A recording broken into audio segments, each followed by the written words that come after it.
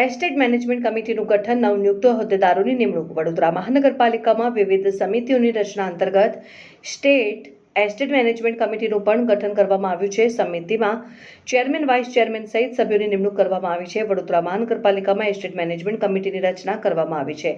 આ સમિતિમાં નવનિયુક્ત ચેરમેન, વાઇસ ચેરમેન અને સભ્યોને જવાબદારી સોંપવામાં આવી છે.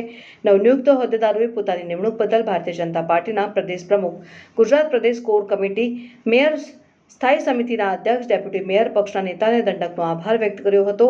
એસ્ટેટ મેનેજમેન્ટ કમિટીની મુદત 2.5 વર્ષની રહેશે. આગામી 2.5 વર્ષ દરમિયાન શહેરના એસ્ટેટ મેનેજમેન્ટને લગતા વિવિધ મુદ્દાઓ પર સંકલન સાથે કામગીરી કરવામાં આવશે અને કમિટીની કામગીરી સુચારુ તથા અસરકારક રીતે ચલાવવાની ખાતરી નવનિયુક્ત હોદ્દેદારો દ્વારા વ્યક્ત કરવામાં આવી હતી.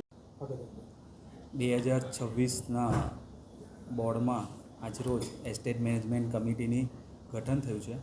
એમાં ચેરમેન તરીકે અને વાઇસ ચેરમેન અને સભ્યો તરીકે આજે નિમણૂક થઈ છે.